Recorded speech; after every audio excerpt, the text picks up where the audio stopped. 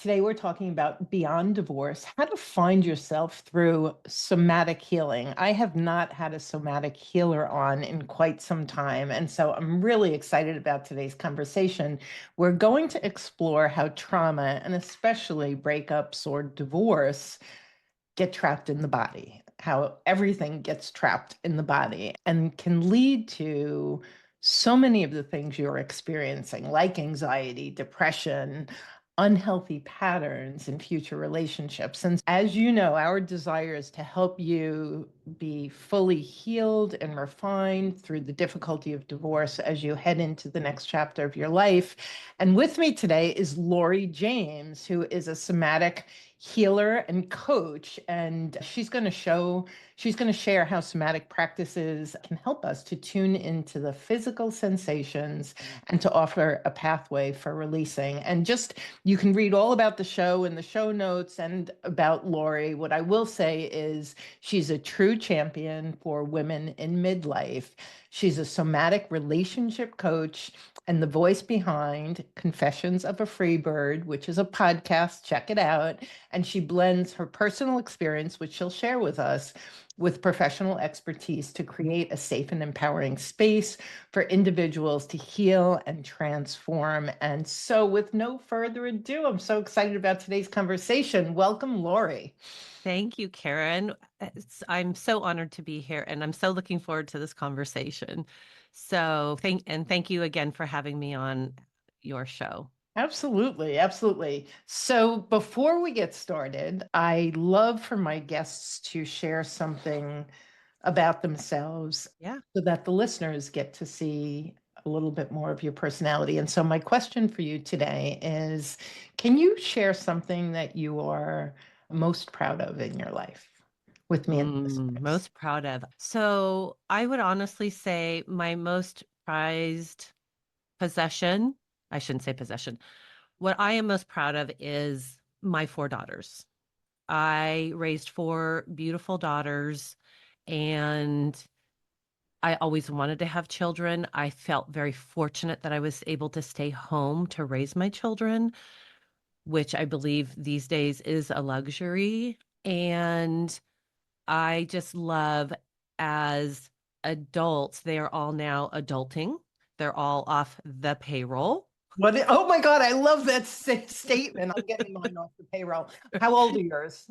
My oldest daughter is 31 and she just got engaged. My middle daughter is 29 and she has been with a longtime boyfriend. And then I have a set of identical twins. So my third pregnancy was a set of identical twin girls, and they are 26. Wow, Yeah. handful. Yeah. I had four kids under the age of 5. So I lived for most of raising them, I lived in a survival mode, Yeah. So you would know right? something about the need for somatic healing right there. Right. Well, and of course, at that time, I had no idea what somatics were. I would say maybe like 10, 15 years into raising my kids, I got into yoga, which was my first introduction into the Body. body. And it's like, oh, wow, yoga, it helps me stay more calm and focused. I can come home and I'm super productive. I'm not ADHD and all over the place. So I've that was had my people say, first introduction into connecting with my body. yeah, I've had people say, I learned that there's a body attached to my head when I went to yoga. Exactly.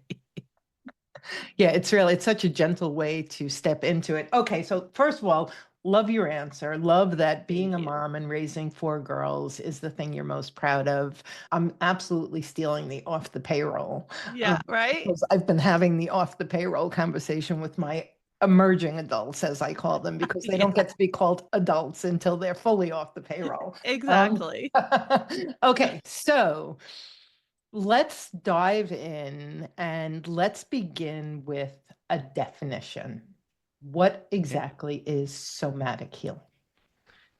Great question. And I love that you're starting with that. So, soma in Greek means body. And somatic healing therapies fall within the spectrum of the mind body therapies that what happens is work from a bottom up approach. So when I say bottom up, it's like when you just talked about, I found out that I had a body attached to my head. It's really getting in touch with our body because believe it or not, 80% of the sensory information travels from our body to our brain. Only 20% of our sensory information travels from our brain down to our body. So if you want to think about mindset coaching, yes, and don't get me wrong, I'm a coach. I do a lot in this space, but I also blend the body into it too. So for instance, okay, you're having this negative belief about yourself. As you're believing this, where do you notice that in your body? Where does that show up? Right? And, And sometimes people, it's sometimes it takes a little while for us to develop that relationship with our body. So if somebody is listening to this and they say, I don't feel anything when I think about that, that is okay. We all have to start somewhere. And just like anything, it's a practice. But the more that we can get in touch with what's happening in our bodies, the more we can become more in tune with who we are and what our needs are and what's going to work for us in going through a divorce, healing from a divorce, or eventually if your listeners do decide to go date, right? So often what happens is, as you know, we develop coping skills as children to live to get through our childhood. And I am I did this. I was adopted. I just to give you a short version, my oldest brother had addiction issues and still does. So I grew up in and my father wasn't a very protective individual. So I grew up in a very unsafe environment. And on top of that, I was adopted. So I didn't even feel like I belonged in my family. I didn't look like anybody. I was the only girl. I had two older siblings. They were boys. So I was always searching for belonging. And, like, are you my mother? Are you my mother? Like, even though I had a mother and she was very loving, but she also had her own traumatic experiences because she lost a baby girl before she adopted me. And then I found this out in my 40s that in between my two brothers, my mom and dad adopted another baby that was a little girl, and they had her for about 6 months, and then the birth mother took her away. So by the time I came along, my mom had lost two baby girls. So I always knew I was loved and I felt loved, but I always felt like this emotional distance that I couldn't quite understand. and how would you describe that now? And I'm so sorry, but how would you Thank describe you. knowing what you know about somatic, the impact? What was that? So what was it from my standpoint or from her standpoint? I'll take either. Okay. So from my standpoint, for me, I was looking to attach. I was looking for that maternal connection, and I was looking for more than what she was able to give. From her standpoint, and I'm making this up based off of what I know, because I Yeah. never really had the conversation with her about this, is she was coming from a place of, I want this baby girl, but I'm afraid that I'm going to lose her. So I can only get so close. Right. So that's more from a psychological standpoint. But what happens is when we've had these traumatic experiences, like she lost two baby girls, her system is telling her, you can't get too close to It's this baby dangerous. girl because you might lose her. Right. If Right. you get too close, you're going to lose her. And that's what I was looking for, because that's kind of like my empathic feeling as Mhm. soon as you said it was, oh my goodness.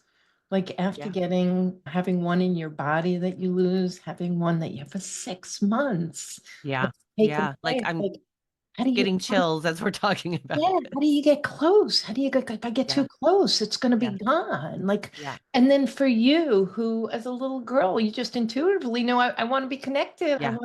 I want maternal love and not getting it. Yeah. And Yeah. so at a very early age, and what you said about your brother and your dad, so we talk about this on the podcast all the time, right? That we, as children, we intuitively develop coping mechanisms to Hmm. stay safe, Right. right?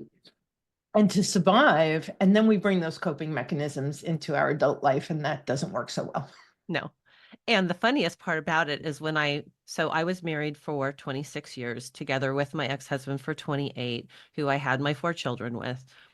And when I married him, I was so sure that I was marrying somebody different than my father. I have a similar story. Keep going. So, no surprise that I married somebody very similar. And he was very different in some ways. Right. He was a very intelligent guy. He was educated. My father wasn't. He was very successful from a business standpoint. Like he was very successful in his career. He was emotionally shut down. And dad was, And pardon me, and your dad was too. and my dad was too. Right. You know, So what's that's so the similarity. interesting, Lori, is that I had read once, don't look at the physical manifestation of like the person you marry. Always look at the emotional experience. It's one of the first questions I'll ask my a new client is after they tell me a little bit about their childhood is, are there any similarities in your Yeah. emotional experience of being loved by mom and dad and your emotional experience of being loved by your spouse? And for many, they have this jaw-dropping Yeah. moment where it's like, oh my God. Right. They don't make that connection. And I didn't make that connection either until I finally, in my 40s, put myself into therapy, but it was talk therapy Right. when my ex-husband and I were having some challenges. And I do have a book that I wrote also that is titled Sandwich, which is about this 8-year period of time in my life when I was sandwiched between raising my 4 daughters. My mother fell ill and I was needed to oversee her care and my dad's because my dad was always another child.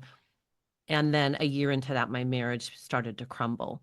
So I put myself into talk therapy and trying to save the marriage because I had committed. I was like, I'm in this. And if you love somebody, you work it out. And I won't get into the details because I want to get into the somatic piece so people can read my book if they want to learn more about it.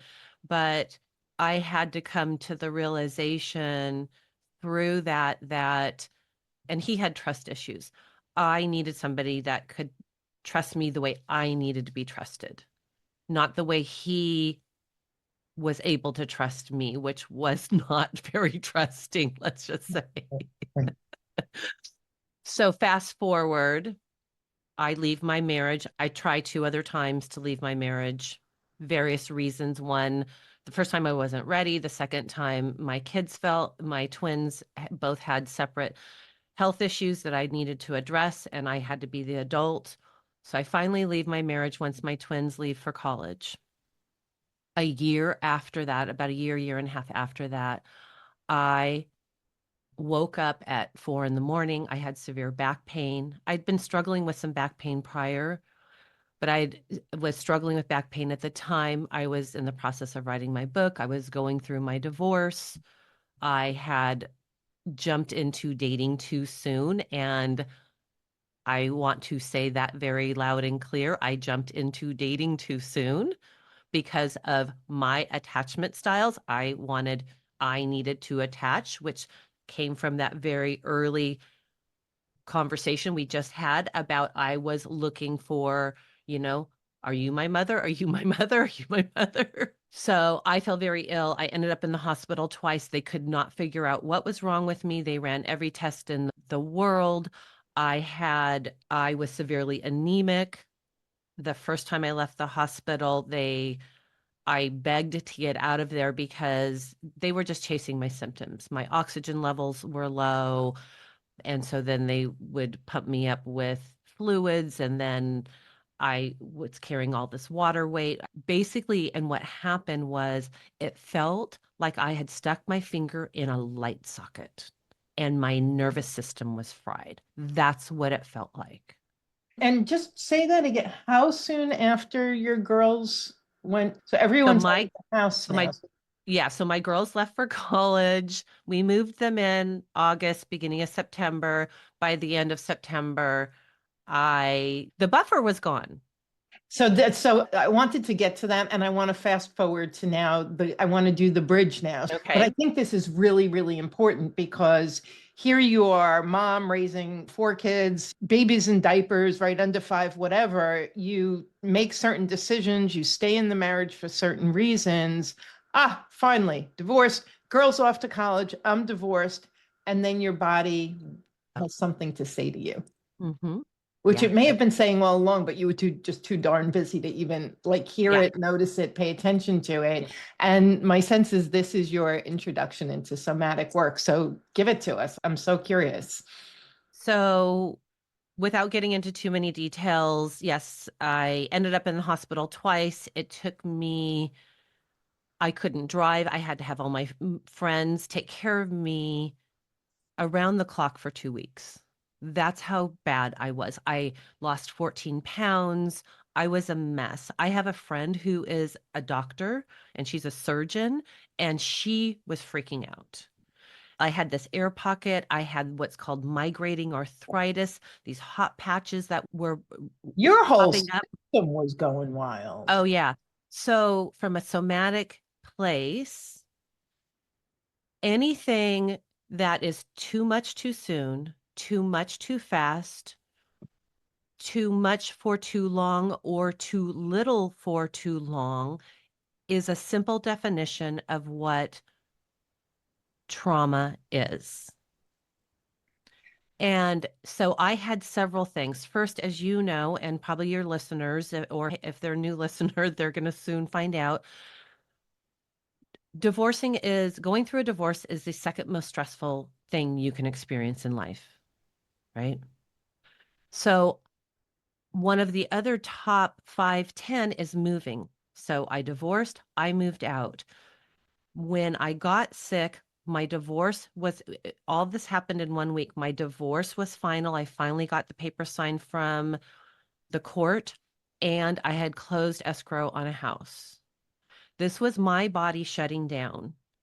It was from all the things from all of my life of not getting enough in my childhood, doing too much to change my life. Right? I was writing my book, I was dating, I was saying yes to a lot of friends. I was doing too much.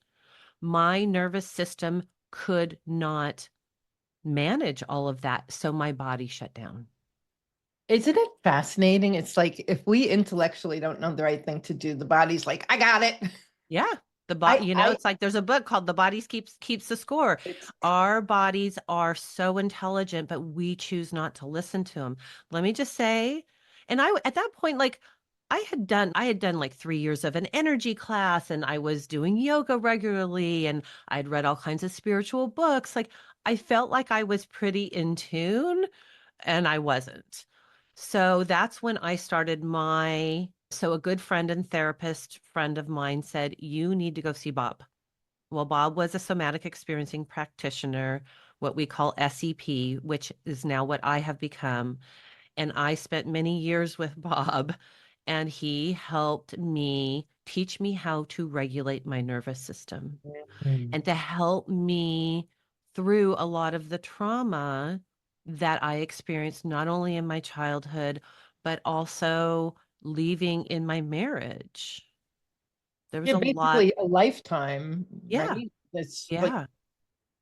And one of the big ahas was several years ago, I was like, oh my God, I have been living with anxiety my whole life, but you don't know what you don't know. And I'm like, I don't have that level of anxiety anymore.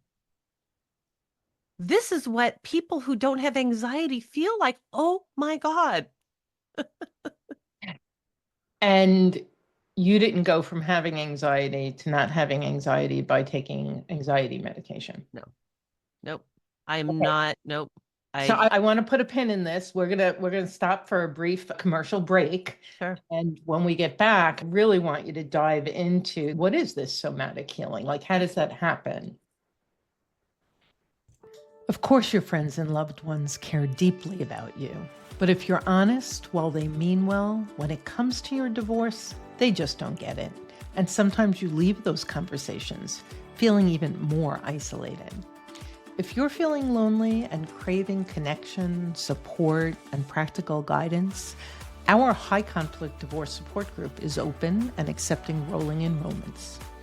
Facilitated by Karen McMahon, you join from the comfort of your home and feel heard, seen, encouraged, and powerfully guided in the emotional and practical steps ahead.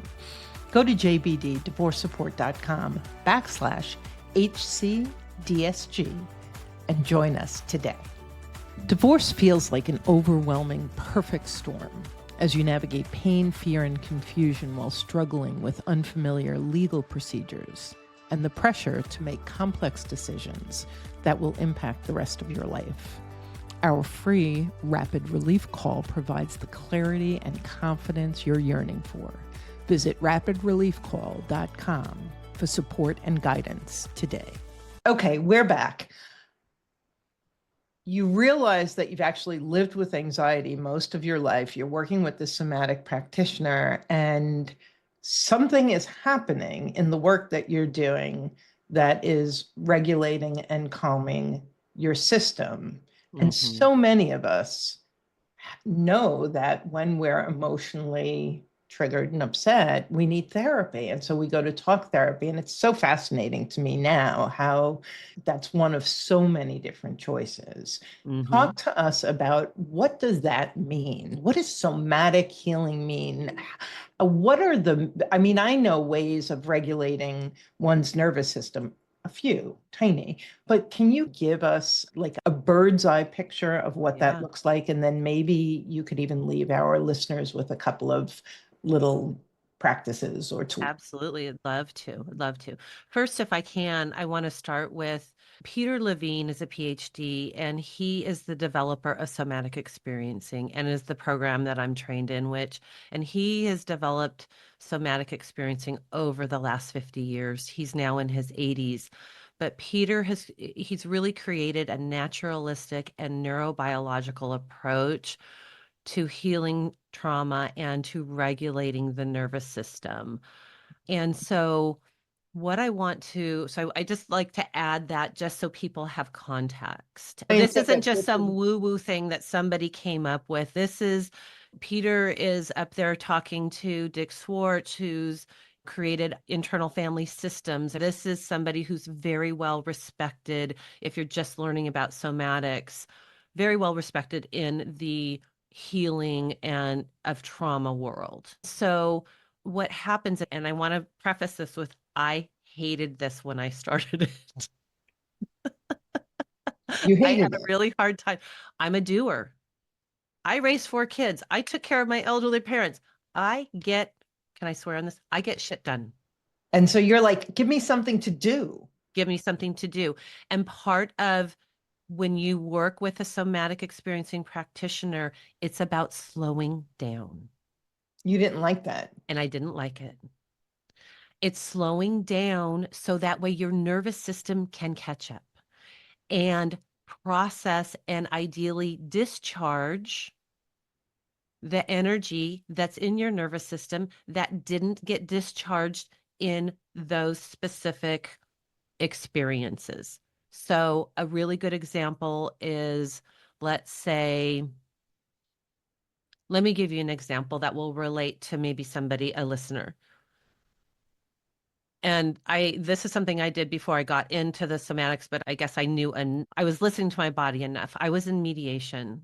It was the first time I went to mediation with my ex-husband, and my ex-husband is a very strong personality. And he had chipped away at me for sure. And I did not feel very confident about myself when I was leaving towards the end of my marriage and when I was leaving my marriage. So we're sitting in mediation and I start welling up and I feel myself when I'm like, I don't want to cry in front of my ex-husband. I need to feel strong. And so what I did, I could feel it. I could feel the tenseness. I could feel the sweating. I could feel my shoulders tightening. I said, I'm going to excuse myself and I'll be right back. And I went to the bathroom and I collected myself. And if I would have known a somatic practice back then, I would have leaned into the tightness that was in my chest. I would have sat with the feeling of the sweat underneath my armpits and let that dissipate. Because when we can let that dissipate, we develop the capacity to be with the dysregulation that we're experiencing. So that way, then that can discharge out of our nervous system. And then next time when we're in that place, the more we do it, the more we're capable of discharging that energy. And it's not to not feel it. It's about to develop the ability or capacity to be with it.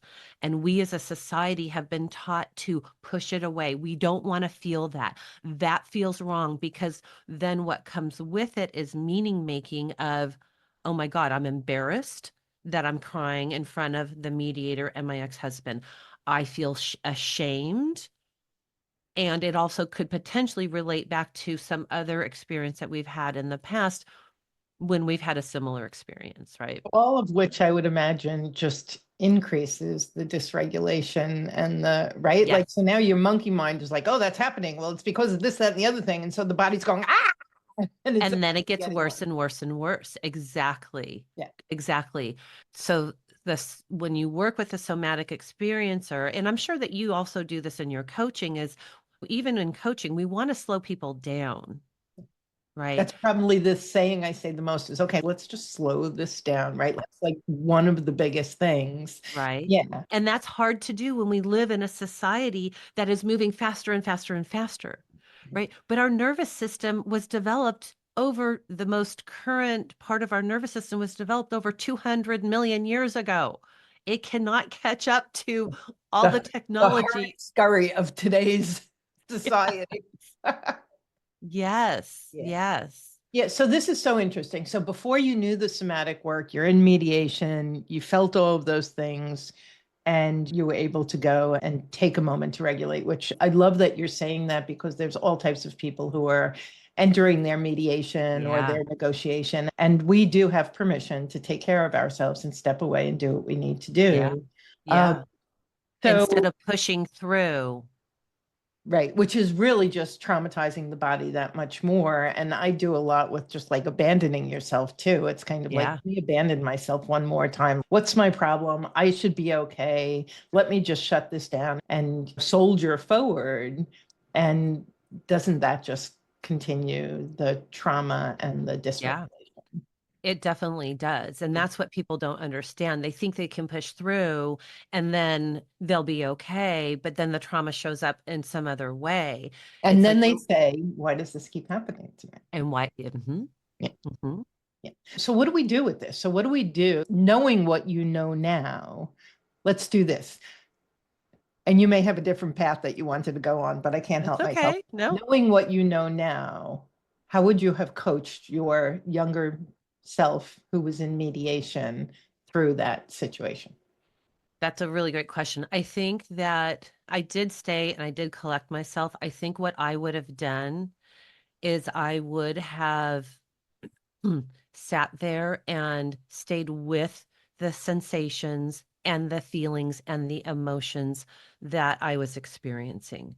Right. So, what I talk about when I work with clients is I talk about allowing what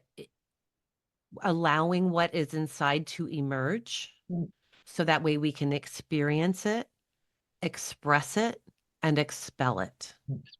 And that Right. key part, right? So if we're not releasing, expelling, then it's in there. And so you And even if it takes 5 minutes to sit in that bathroom and allow that to happen versus just trying to push the tears down or to just stop crying and have that big lump in your throat, right? So it's almost like we're befriending what we're experiencing inside instead of trying to push it away. Yeah, and I'm hearing I'm working with my body. I'm partnering with my body Yes. as opposed to shut the hell up. I Yeah. got a mediation to be in. Just be Yeah. quiet, shut up. I got to get back inside. Yeah. My question to you is, if I know well enough, if I'm working with someone like you, and I use my favorite saying, I use every upset as a setup to do my personal work. Yeah. So Yeah. every time I notice, I take the time to do my somatic practices. What impact on all of my past trauma does that being with processing and releasing, what impact does that have on my body of trauma? So what will happen is one, you learn to develop a better relationship with your body. And so you can catch it sooner, right? So you can catch it when it's just starting to bubble up. And then so here's very simple. Okay, I'm noticing something emerging right now as I'm sitting here in mediation. Let me just feel the chair underneath me. Let me feel my feet on the floor. Somatically, we call this stabilization. People can call it grounding.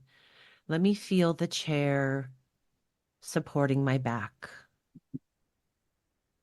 And as I do this, as I'm talking to you, I feel my energy drop to my lower body,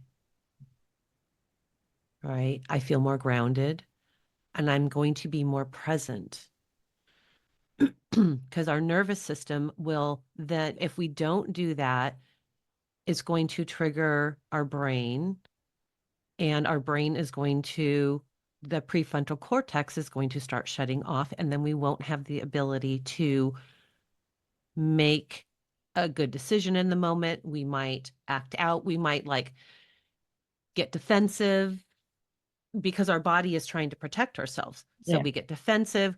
We might make a nasty comment to our ex. We might cry. There's all kinds of things that happen, shut down. But what happens is that puts us in a threat response. So you want to fight, you want to flee, or you're going to freeze. So the way to avoid a threat response, and certainly mediation is such a great, I'm so glad you brought this up because what a great example. You're stuck in, even if you're in separate rooms, right? You're stuck in mediation for X number of hours. You're Yeah. negotiating like the most important things for your future. Yeah. Or you're going to get triggered. If ever you're going to fall into a threat response, that's certainly a good That's it. time for it to happen.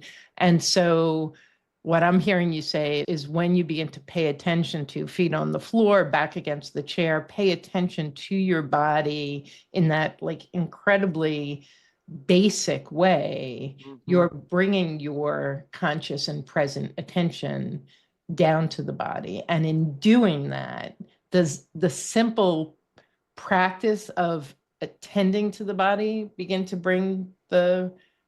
regulate the Yeah. body? Yes. And what I would say is the key with all of this is to pay attention to the sensations. And so a sensation might be some of the things that I mentioned earlier, like I feel my skin is hot. I feel a restriction in my chest, a tightness. I feel a pit in my stomach. I have a lump in my throat. Those are the sensations, and it's hot or it's cold or it's pulsing. And can I stay with that instead of moving away? Because it feels scary. But if we can stay with, that's when we can allow this emotion, this feeling to emerge, experience, express, and expel. It's hard to do that when you're in mediation. So we want to bring yourselves in a grounded, stable, present state is okay, I'm feeling this feeling in this restriction in my throat, where's a place in my body that doesn't feel so restricted? Where is a place in my body that feels softer? We call this pendulation. So this is something that you can also do when you're in a mediation or in a meeting. It's like, okay, I'm feeling this, whatever it is, in my chest, in my throat. Is there a place in my body that feels softer?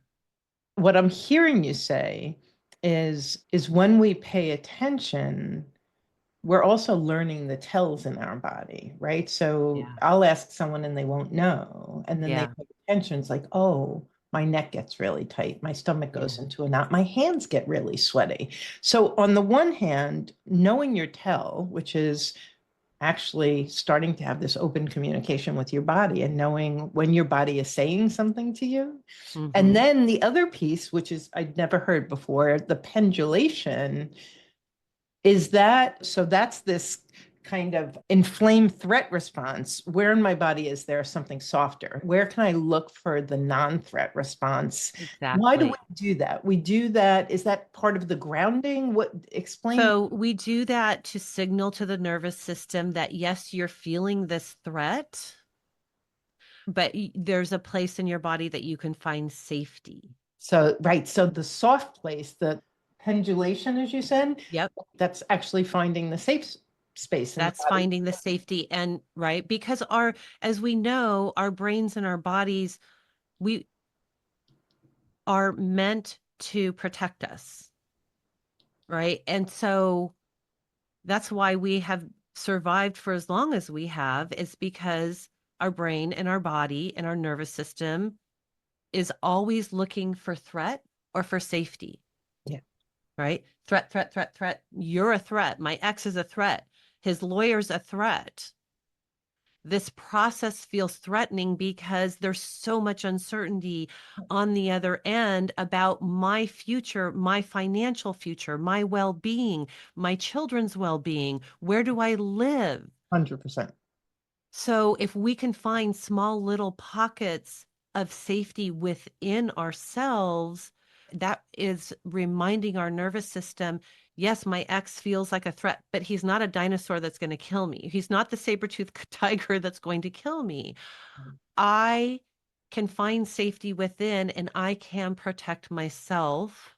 So, if I I can love come back to a more stabilized, grounded place, then I can make the right decisions for myself.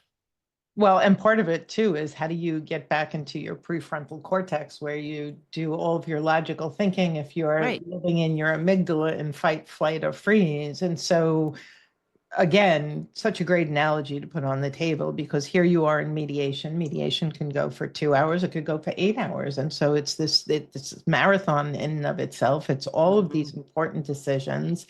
Your monkey mind is like totally triggered, your body is triggered, and and you're negotiating with the quote unquote enemy, right? And so like Mm-hmm. there is no safety because what if I make the wrong decision? What if Yeah. I get for so the whole thing is such a Especially perfect if you're being analogy. pressured. Completely, completely. So brilliant, brilliant. I love the idea that, and for the listener, what I'm taking away is whenever I'm triggered, whenever I go into a threat response,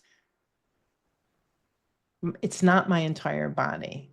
I can find safety in my body, and in finding safety in my body, I can slow down that reaction, that trauma reaction, and find my way back to regulation is, I Mm-hmm. think, what I hear you saying. Yes, that's exactly it. Like we can do that ourselves. We are capable of doing that ourselves. It does take practice, Yes.